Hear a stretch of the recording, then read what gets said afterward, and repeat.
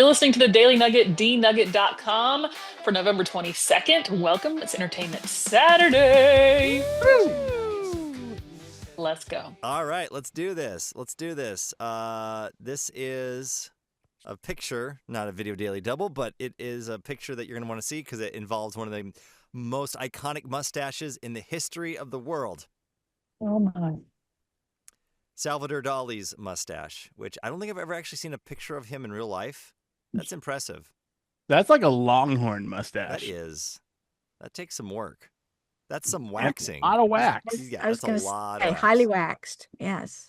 As someone who used to have a handlebar mustache for a very short amount of time, it's more work than you'd think. To keep up the persona, it's tough. Salvador Dali played one of his most famous pranks when Yoko Ono requested a strand of his iconic mustache. Fearing she might use it for a spell, he sent a single blade of grass in a fancy box instead. And she paid $10,000, none the wiser. A blade of grass. What? Yeah, why not just grab some doll hair or something? Yeah. I feel like... And Well, like he would miss a hair from that mustache? Well, What? no, he thought she was going to curse him or something. Is she a witch? Well, it's maybe. Well, Yeah, I don't know much about her. I don't Yoko either. Ono? I mean, she was Her hair looks powerful, kinda her- witchy. Her powers were powerful enough to break up the Beatles. Beatles. Is that true? Yeah, she broke up the Beatles. Mm-hmm. Not because of her evil power. Well, her power of persuasion of... Uh-huh. Have you John Lennon. have you ever seen the video of her singing with the Beatles? No. Oh, we gotta find that. Okay. Was that in... I watched that... Do you ever watch that documentary that they did? That they released the footage, which was really crazy because it was super high quality. Oh, it was crazy. Where was that? I forget which streaming service that was on. But when it came out, it was crazy because it was... It looked like it was modern day, the quality of the audio and the video. Was it Other than- remastered? Yeah, it was remastered. Other than, of course, their outfits looked like they were from the 60s and 70s. Mhm. Was that from that, No.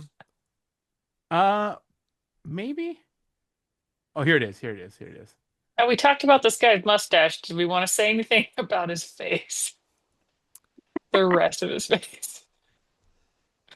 This is Yoko Ono right here. Beatles were singing with Chuck Berry. So far, so good? Sounding good? I'm in.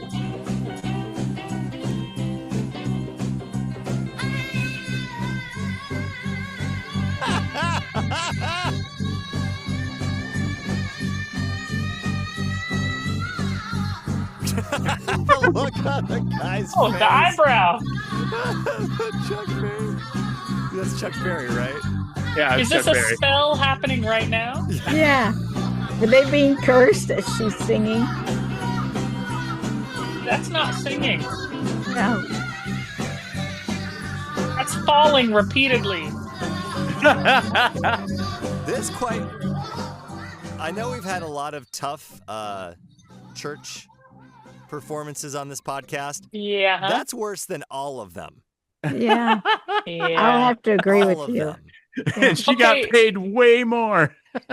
So who is she dating to get to do this? John Lennon. John Lennon. Okay. Was there a love triangle happening? Is that what happened? No. Okay. It barely She was just- a line Okay. between two people. All I right. just like her.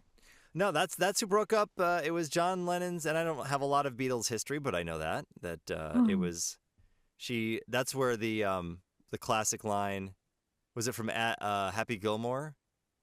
You're breaking up the band, Yoko. What is that? Oh, what line is? What movie I is think it it's from? Chris Farley that yells it in Yeah. a movie. But what did she do to break them up? I'm not understanding. Yeah. What did she start? Like some kind of smear campaign against You them? know What? when a guy starts dating a girl and the girl is Mhm. just like controlling him constantly because that's what she wants more than anything is just control of that man. Okay. I think that's what happens similarly here. Hmm. And Okay. John Lennon already, I guess, of what I've heard, wasn't always the coolest, nicest guy to begin with. So it just made everything worse.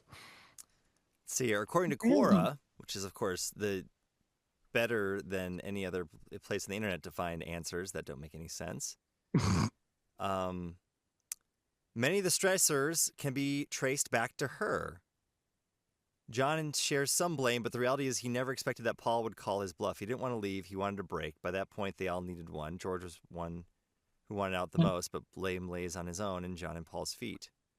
He felt slighted by them in his songwriting. He wanted a bigger share of the royalties, and he felt they treated him like a kid. There were band dynamics happening, and separately, there was this relationship that was draining. Hmm. Yeah. And she was singing like this all the time. She Right. stalked him for months, and little by little, she wore him down. She fed his ego, telling him he was the only real talent in the band. She pretended to not know who or what the Beatles were. She callously disregarded that he had a wife and toddler to her as they were inconsequential. Oh my Wow. Wow. Talk about toxic. word. Whew. Well, that took a turn. Yeah. Yeah. No, I did not know that history. That's like she ruined a lot of things, didn't she? Mm-hmm. Yeah, but she did not get that mustache hair. No, Nope. she didn't. She got grass. Mhm. Thankfully, no. Thankfully, no. She's She got got- way too much money to spend on a blade of grass. That's for sure. She Got Grass is the name of the episode. Yeah. And that hat. We got to say something about that hat. It's not her best look. I'm I just thought saying. you were a fan of hats. Or is that Jen? Oh, No, I like it's hats. Janelle. I like hats. She I don't wore a like that hat one. on her wedding day. Remember? That's right. Oh, that's Jen's saying, don't you put that hat juju on me. Oh, I can rock a hat, but not like Janelle.